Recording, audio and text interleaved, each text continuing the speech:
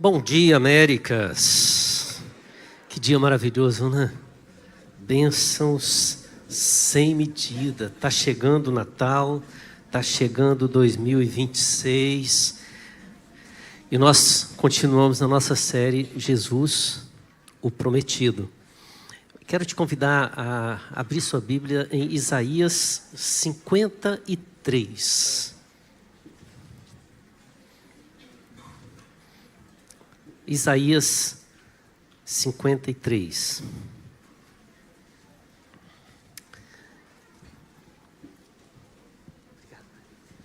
Enquanto você procura aí a Bíblia, peço que feche os olhos, vamos orar. Deus querido, Pai amado, nós colocamos nossa vida diante de Ti. Te agradecemos, ó Deus, por podermos celebrar o nosso Senhor Jesus, celebrar seu nascimento, sua história. Te agradecemos, ó Deus, por podermos, nesse momento, com liberdade, estar na casa do Senhor, te adorando, vendo, ó Deus, a graça do Senhor sendo derramada na vida de tantas pessoas. E agora clamamos, ó Pai, que a Tua palavra venha encher o nosso coração, seja semeada para produzir frutos em abundância. É a nossa oração em nome de Jesus. Amém. Amém. Amém. Acompanhe o texto em silêncio, prestando atenção nas palavras de Isaías. Ele começa assim, Isaías 53. Ele diz: quem creu em nossa pregação? E a quem foi revelado o braço do Senhor? Porque foi subindo como renovo perante ele, como raiz de uma terra seca. Não tinha aparência nem formosura. Olhámo-lo, mas nenhuma beleza havia que nos agradasse. Era desprezado, o mais rejeitado entre os homens, homem de dores e que sabe o que é padecer. E como um de quem os homens escondem o rosto, era desprezado e dele não fizemos caso. Certamente, ele tomou sobre si as nossas enfermidades e as nossas dores, levou sobre si. E nós o reputávamos por aflito, ferido de Deus e oprimido. Mas ele foi traspassado pelas nossas transgressões e moído pelas nossas iniquidades. O castigo que nos traz a paz estava sobre ele, e pelas suas pisaduras fomos sarados. Todos nós andávamos desgarrados como ovelhas. Cada um se desviava pelo caminho, mas o Senhor fez cair sobre ele a iniquidade de nós todos. Ele foi oprimido e humilhado, mas não abriu a boca. Como cordeiro foi levado ao matadouro, e como ovelha muda perante os seus tosqueadores, ele não abriu a boca.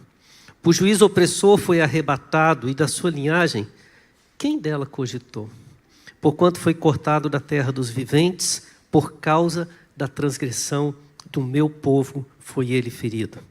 Designaram-lhe a sepultura com os perversos, mas com o rico esteve na sua morte, posto que nunca fez injustiça, nem dolo algum se achou em sua boca. Todavia, ao Senhor agradou moê-lo, fazendo-o enfermar.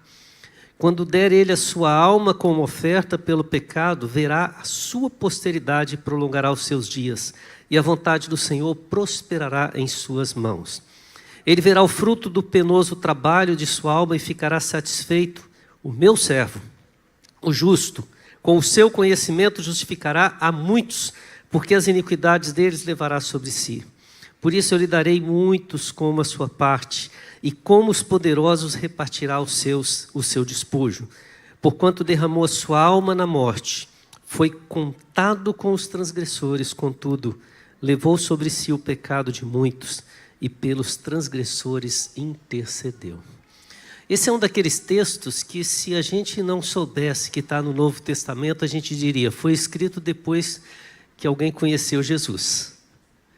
É quase impossível lermos Isaías 53 sem identificarmos a pessoa de Jesus Cristo. Mas eu queria que a gente imaginasse estar 700 anos antes de Cristo aqui, que foi quando Isaías escreveu esse texto. 700 anos antes de Cristo. Só para ter uma ideia, se fôssemos retroceder de hoje, o Brasil não teria sido descoberto, ainda faltava quase 2 séculos para ser descoberto, quando o texto foi escrito em relação ao dia que Jesus foi escrito. Mas é muito interessante pensar que naquele período Isaías está contemplando algo que Deus está trazendo para ele a respeito de um futuro. Então essa é uma mensagem profética. Mas ao mesmo tempo que é uma mensagem profética, nós vamos encontrar um Isaías que tem uma base para ele falar. E a base que nós temos para que ele fale, para que ele profetize, é exatamente toda a lei cerimonial, que vai ser muito bem descrita naquele livro maravilhoso de se ler, chamado Levítico. Né? Aquele livro gostoso, a gente ama ler Levítico, não é? Então, fica aí já o desafio. Vai ser o nosso tema de estudo da Escola da Palavra em janeiro, Levítico, tá certo? Propaganda feita. Continuamos.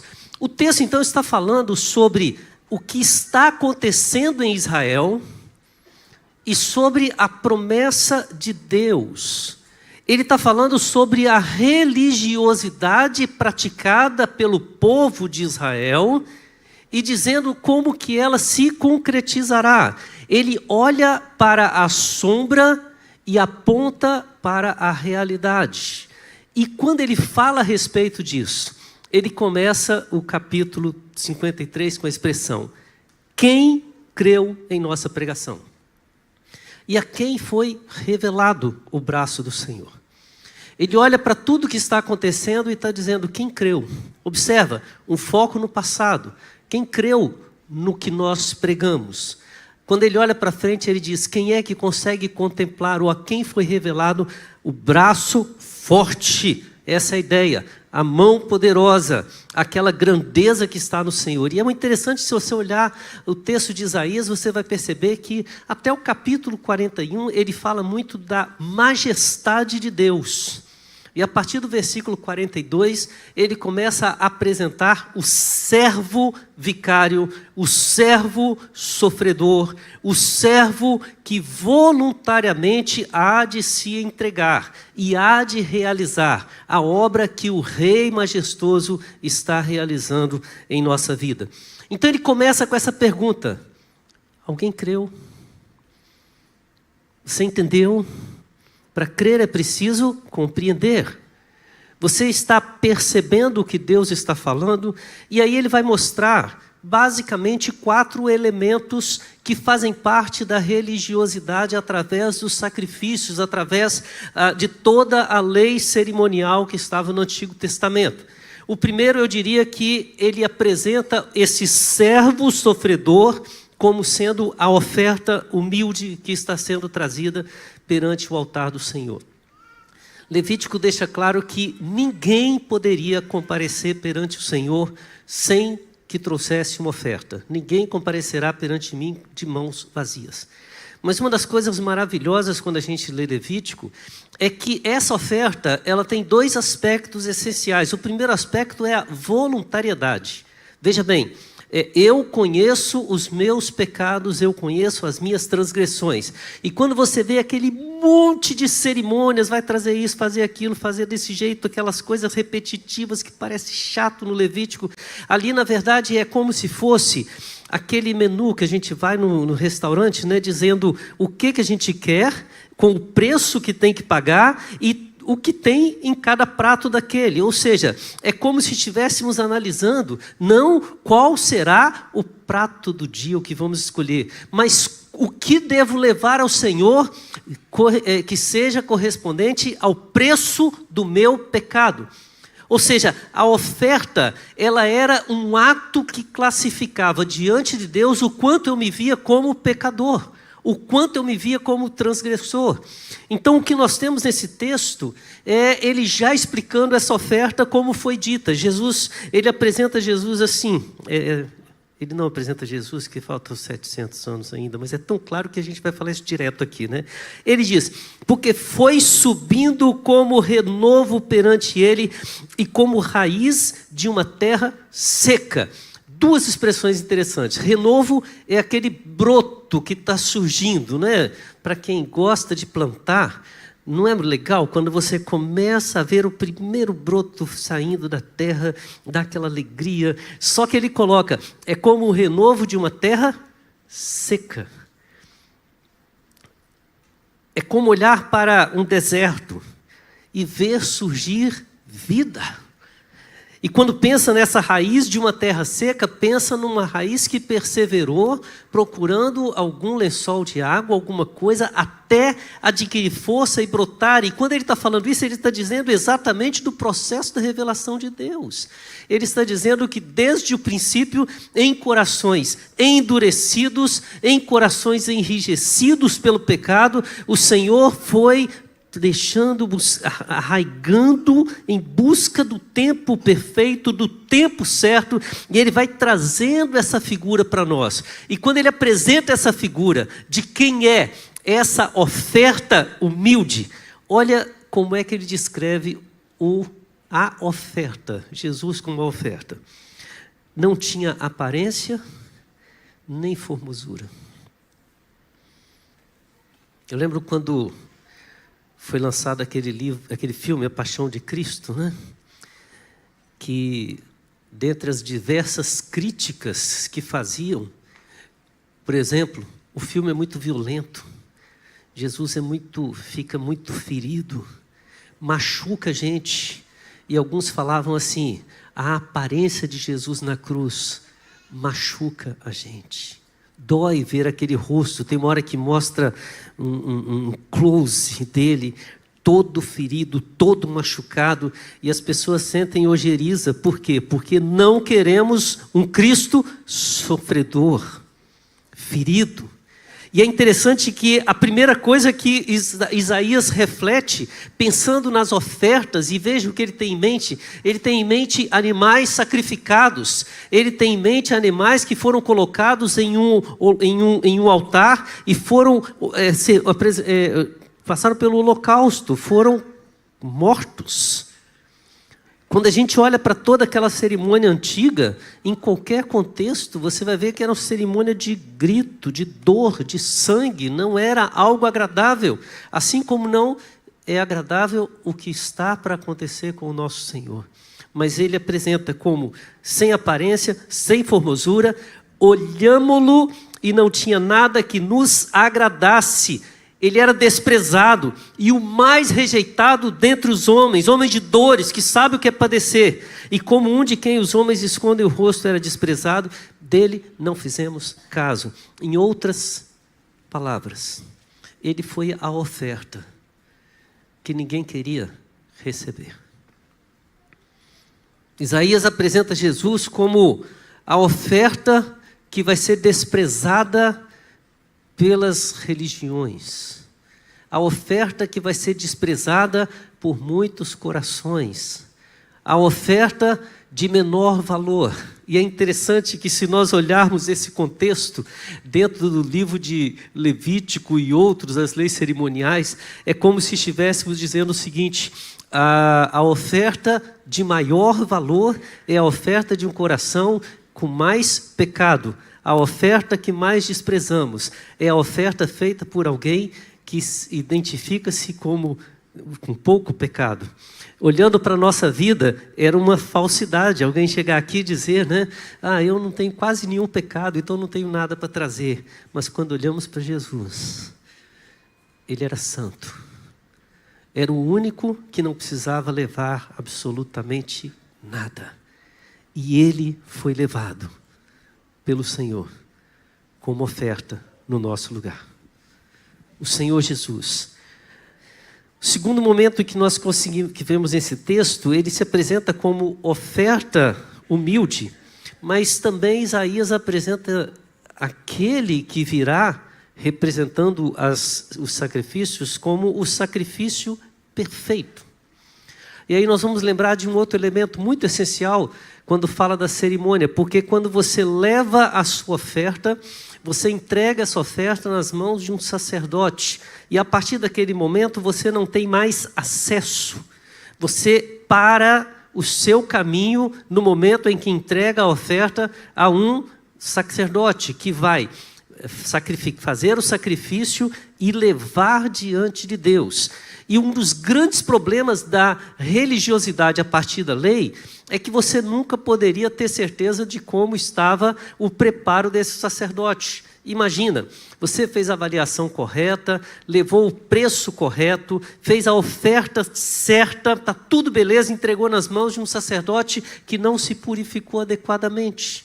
De um sacerdote que levou a oferta, era um fogo estranho diante do Senhor, e na hora da oferta ele foi queimado, vivo.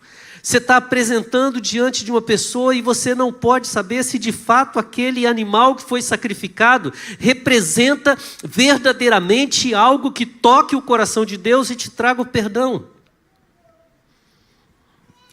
Isaías diz que isso podia acontecer, mas quando a verdade revelada chegar, ele certamente, e aqui não é um certamente duvidoso.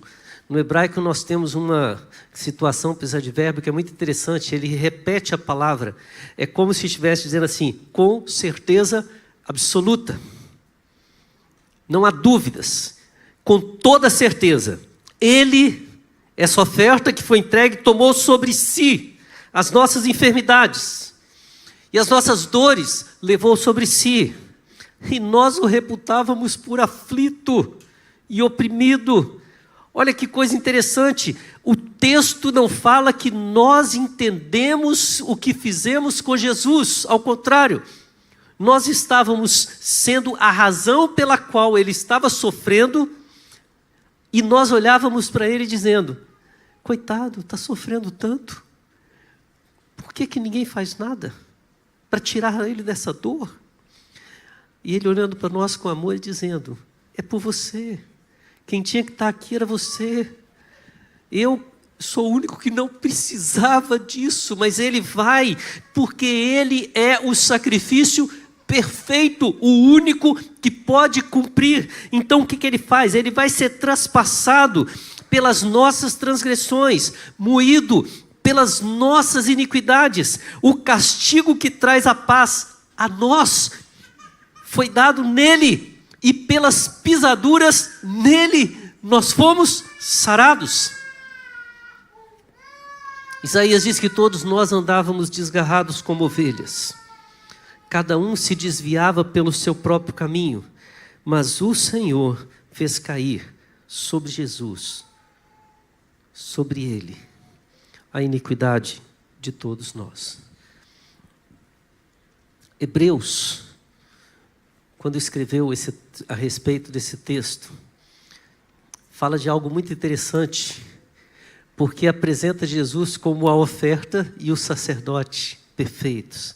E depois de falar do sacrifício que Jesus fez, entregando-se a si mesmo, ele diz que nós somos convidados, instados a sair apenas do pátio, onde entregamos ofertas, e somos chamados para entrar ousadamente no Santo dos Santos. Isso só é possível porque o nosso sumo sacerdote, de uma vez por todas, entregou sua própria vida para que, ao invés de nós sermos condenados à morte, nós pudéssemos receber dele vida. Este servo sofredor, ele é a oferta humilde, o sacrifício perfeito, mas ele é o preço completo da nossa expiação. O texto diz que ele foi oprimido e humilhado, mas não abriu a boca. Como cordeiro foi levado ao matadouro e como ovelha muda perante os seus tosqueadores, o texto repete, ele não abriu a boca. Por juízo opressor foi arrebatado. Gente, dá para imaginar esse texto sem ver Jesus ali sendo julgado por Pilatos, sendo entregue pelos sacerdotes, sem imaginar a multidão gritando, crucifica-o, crucifica-o, a mesma multidão que uma semana antes disse, hosana ao que vem em nome do Senhor. A mesma multidão, uma semana depois, estava gritando, crucifica-o. E de sua linhagem, quem dela cogitou? Porquanto foi cortado da terra dos viventes. E aí o texto diz, por causa da transgressão do meu povo foi ele ferido. O preço do sofrimento de Jesus foi o preço da nossa iniquidade.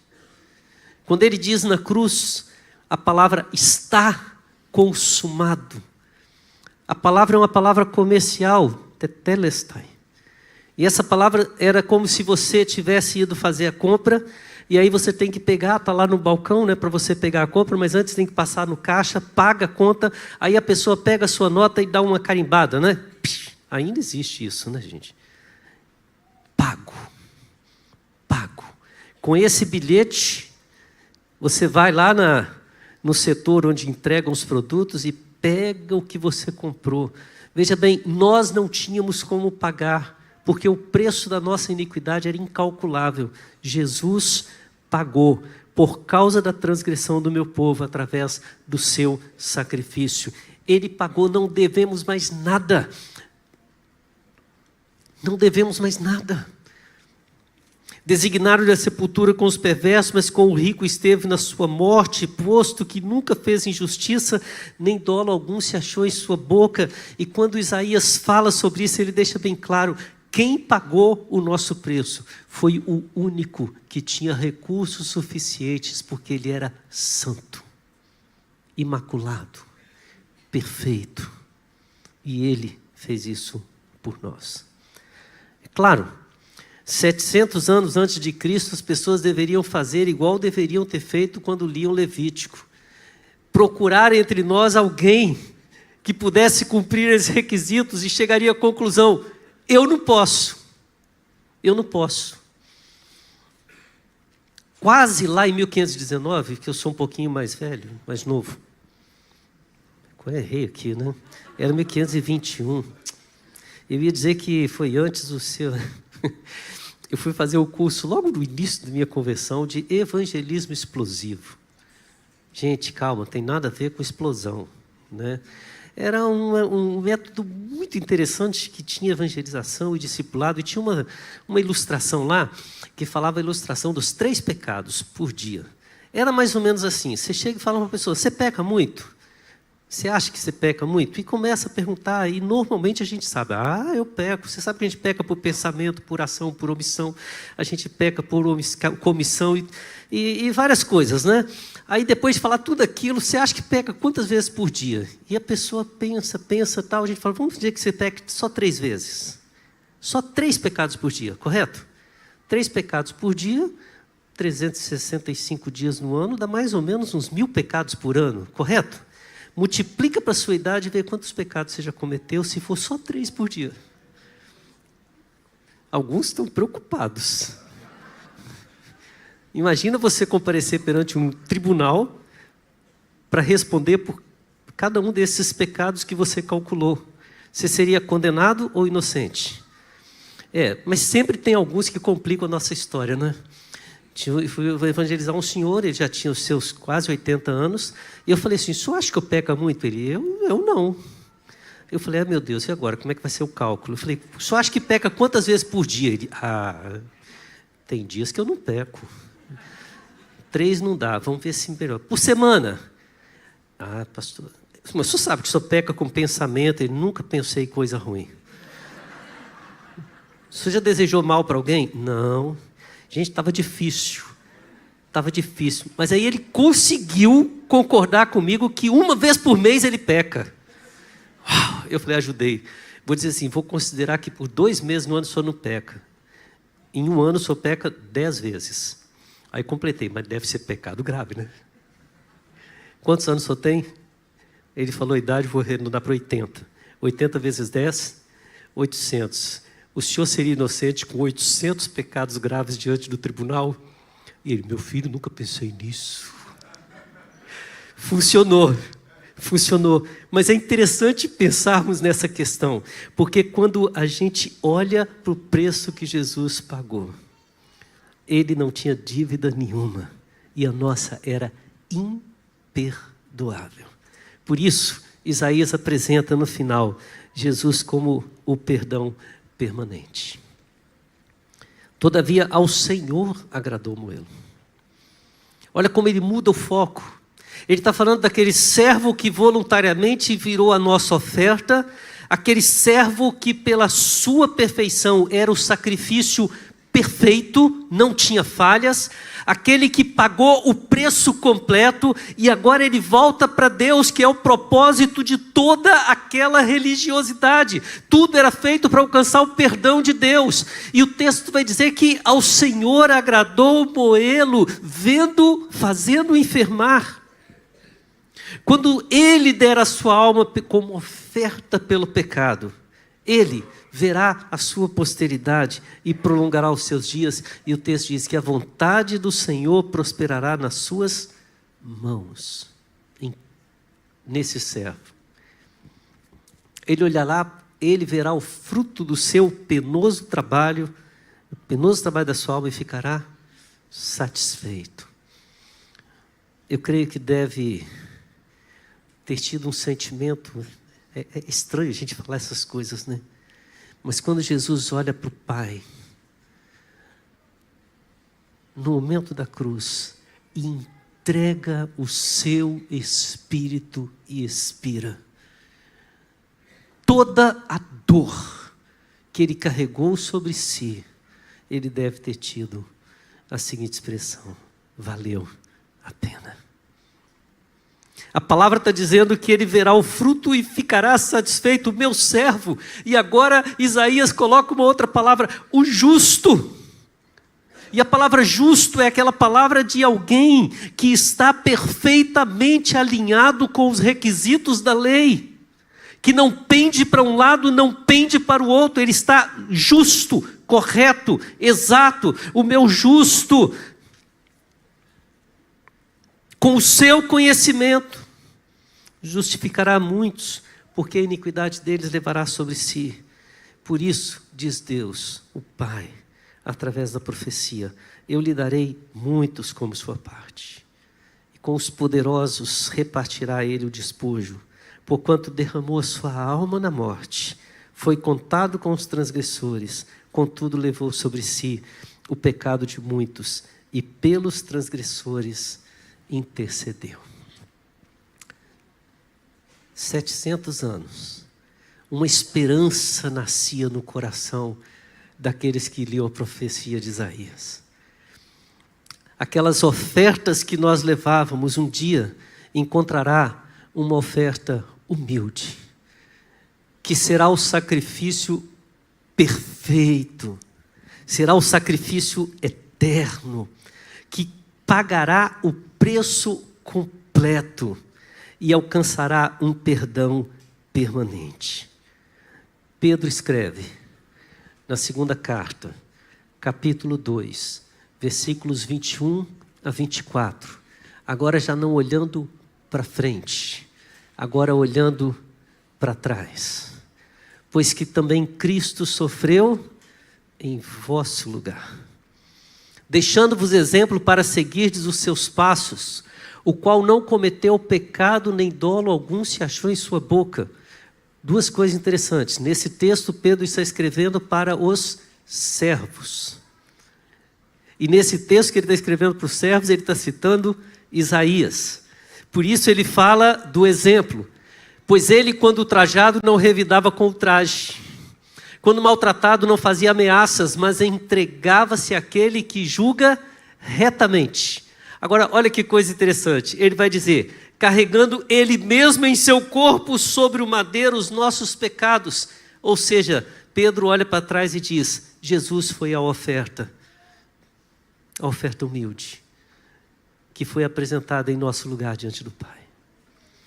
Para que nós, mortos para os pecados, vivamos para a justiça. Essa é a essência do sacrifício. Um substituto no nosso lugar, dá a vida para que nós possamos continuar vivendo. Por suas chagas foi o preço que Jesus pagou. O sofrimento de Jesus foi o preço que ele pagou para nos salvar, para nos redimir. Por suas chagas fomos sarados. Recebemos o perdão, recebemos a graça. Uma pergunta volta à nossa mente agora: quem creu em nossa pregação? E a quem foi revelado o braço do Senhor. Talvez olhar para Isaías e ver a pregação do passado, vendo aquele cerimonialismo enorme, tenha sido difícil. Mas quando a gente vê Pedro falando e olhando para agora Cristo, aquele texto que talvez não fizesse tanto sentido, mas quando a gente conhece Cristo, ele é sentido pleno, total. Quando a gente olhava para uma ovelhinha sendo sacrificada, talvez a gente entendesse por que isso, mas quando a gente vê que a nossa ovelha foi Cristo, o Cordeiro de Deus, que tira o pecado do mundo, a pergunta é, você creu? Você entendeu? Você entendeu que aquela esperança de que viesse o Redentor, agora já não é mais uma esperança, é um fato, é a realidade. O que Jesus fez quebrantou a nossa vida, transformou a nossa vida. E a pergunta é, você creu? Você crê? E automaticamente volta a pergunta, e a quem foi revelado o braço do Senhor? Você consegue entender o amor, a grandiosidade do Messias prometido, do servo enviado, agora transformado no Senhor, que tocou a nossa vida, que nos quebrantou e que nos transformou? Nós estamos chegando no Natal e vai chegar aquele momento em que todos nós vamos encher a nossa agenda, as nossas anotações de promessas, pedidos. Nós prometemos ser fiéis, ler a Bíblia, prometemos um monte de coisas. Mas eu queria que nesse momento você começasse a orar por algo mais fácil de ser pedido. Não algo que Deus tem que fazer, algo que você tem que fazer. Ele já deu a vida por nós, Ele já morreu naquela cruz por nós, Ele já fez, já pagou o nosso preço, já nos deu perdão. Você precisa crer. E não é crer apenas como um assentimento, uma resposta a uma pergunta que alguém faz e você já sabe. É crer de fato e de verdade. Entendendo que o que Ele fez por você tem que fazer você olhar para Ele, não entender que Ele é aflito, ferido. É olhar e entender que você deve tudo a Ele. E que o que você pode fazer é se render, se curvar e dizer, Senhor, eu quero viver só para Ti. A promessa se cumpriu. A esperança virou realidade. E a fé, ela tem que se consumar em um ato. E se você quiser, junto comigo, orar nesse momento e falar com Deus, Senhor, eu quero viver uma vida de quem creu, de quem recebeu a visão do Senhor, e fazer da minha vida uma vida de glorificação ao nome do Senhor. Quero te convidar a orar junto. Nós vamos aqui colocar diante de Deus a nossa vida e clamar ao Senhor. Sai do seu lugar, vem aqui à frente e vamos orar juntos.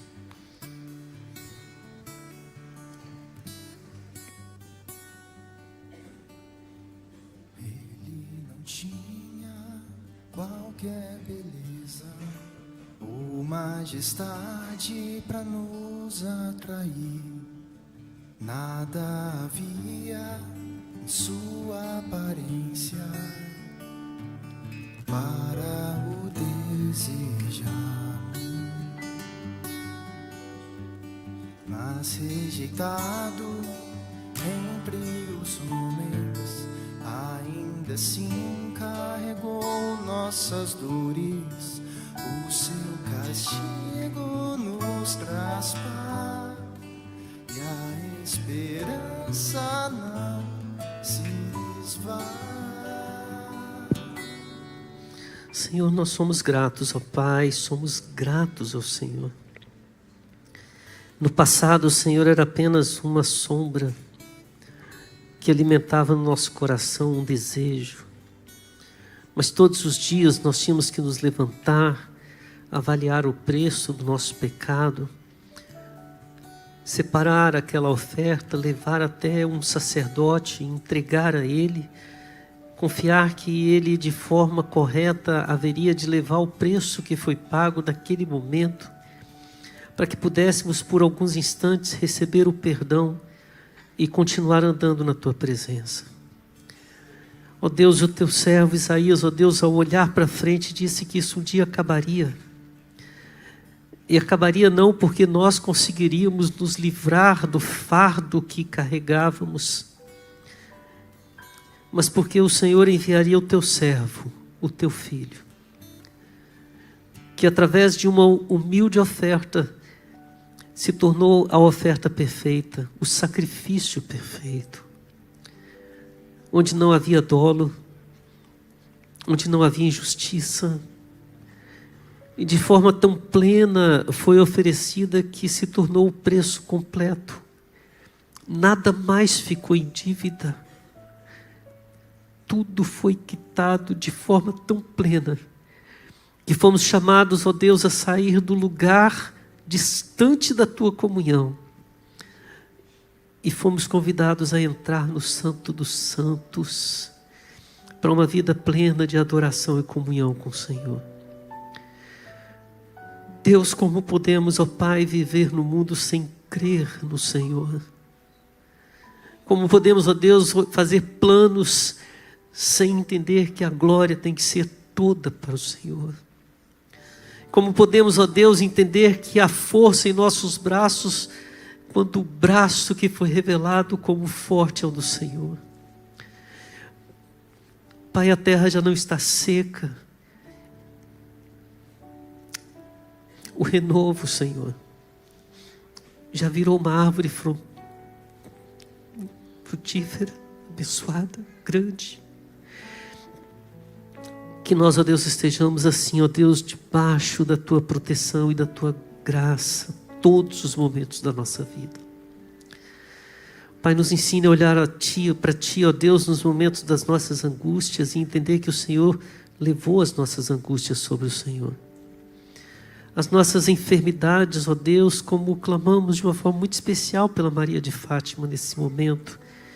Pai, ensina-nos a ver, ó Deus, que ainda que no corpo haja doença, o Senhor levou todas as nossas enfermidades sobre Ti. Ainda que hajam lutas, ó Pai, o Senhor nos fez entender que nada mais nos prende a uma vida de escravidão ao pecado.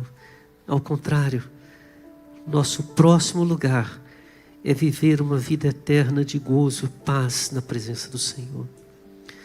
Faze-nos, ó Deus, sermos servos que miram e almejam os alvos que procedem do trono do Senhor.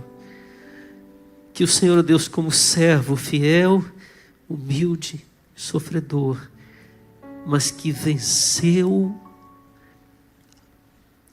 a morte e ressuscitou para nos dar vida.